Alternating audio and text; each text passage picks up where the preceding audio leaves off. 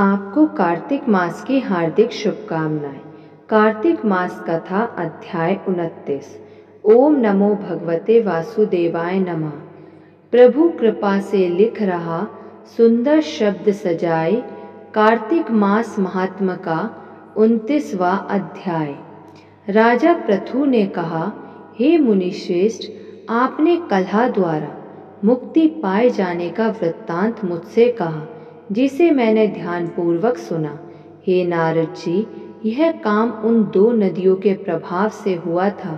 कृपया यह मुझे बताने की कृपा कीजिए। नारद जी बोले, हे राजन, कृष्णा नदी साक्षात भगवान श्री कृष्ण महाराज का शरीर और वेणी नामक नदी भगवान शंकर का शरीर है। इन दोनों नदियों के संगम का महात्म्य श्री ब्रह्मा जी भी वर्णन करने में समर्थ नहीं है। फिर भी चूंकि आपने पूछा है, इसलिए आपको इनकी उत्पत्ति का वृत्तांत सुनाता हूँ। ध्यान पूर्वक सुनो। चाक्षसु मनवंतर के आरंभ में ब्रह्मा जी ने सहाय पर्वत के शिखर पर यज्ञ करने का निश्चय किया।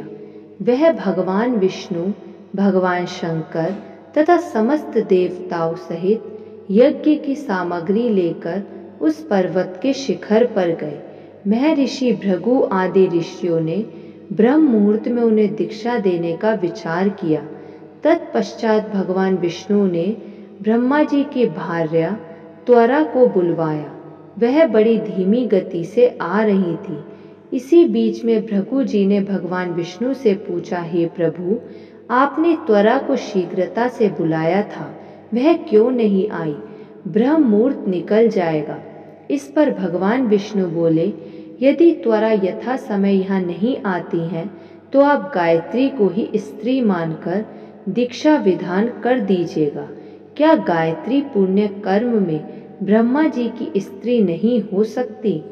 नारद जी ने कहा, हे राजन, भगवान विष्णु की इस बात का समर्थन भगवान शंकर जी ने भी किया। यह बात सुनकर भृगु जी ने गायत्री को ही ब्रह्मा जी के दाईं ओर बिठाकर दीक्षा विधान आरंभ कर दिया।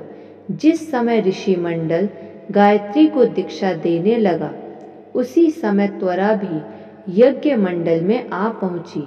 ब्रह्मा जी के दाईं ओर गायत्री को बैठा देखकर ईर्ष्या से कुपित होकर त्वरा बोली, जहां अपूज्यों की पूजा और पूज्यों की पाप प्रतिष्ठा होती है, वहां पर दुर्भिक्ष, मृत्यु तथा भय तीनों अवश्य हुआ करते हैं।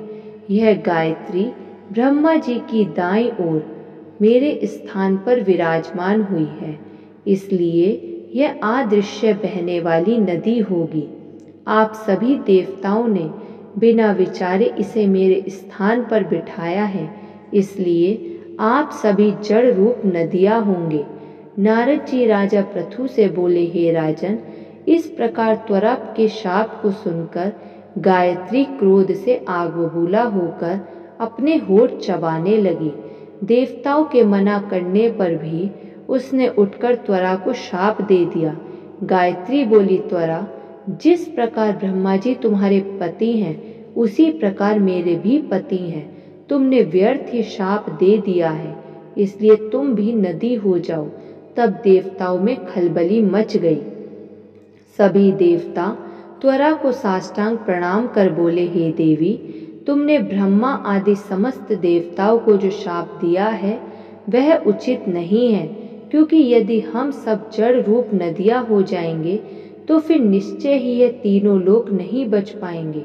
चूंकि यह शाप तुमने बिना विचार किए दिया है, इसलिए यह शाप तुम वापस ले लो।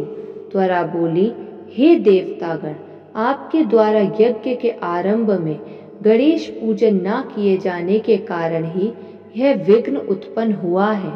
मेरा यह शाप कदापि खाली नहीं जा सकता, इसलिए आप सभी अपने अंगों से जड़ीभूत होकर अवश्य मेव नदियां बनोगे। हम दोनों सोतने भी अपने अपने वंशों पश्चिम में बहने वाली नदियां बनेंगी। नारद जी राजा पृथु से बोले, हे राजन, त्वरा के यह वचन सुनकर भगवान विष्णु, शंकर आदि सभी देवता अपने अपने अंशों से नदियाँ बन गए। भगवान विष्णु के अंश से कृष्णा, भगवान शंकर के अंश से वेणी तथा ब्रह्मा जी के अंश से ककुदमवती नामक नदियाँ उत्पन्न हो गई। समस्त देवताओं ने अपने अंशों को जड़ बनाकर वही सहाय पर्वत पर फेंक दिया। फिर उन लोगों के अंश पृथक पृथक नदियों के रूप में बहने लगे। देवताओं के अंशों से सहस्त्रों की संख्या में पश्चिम की ओर बहने वाली नदियाँ उत्पन्न हो गई।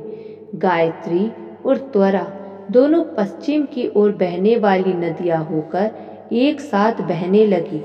उन दोनों का नाम सावित्री पड़ा।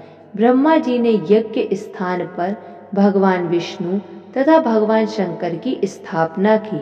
दोनों देवता महाबल तथा अतिबल के नाम से प्रसिद्ध हुए। हे राजन, कृष्णा और वेणी नदी की उत्पत्ति का यह वर्णन जो भी मनुष्य सुनेगा या सुनाएगा, उसे नदियों के दर्शन और स्नान का फल प्राप्त होगा। बोलिए विष्णु भगवान की जय, लक्ष्मी माता की जय, कार्तिक मास की जय हो।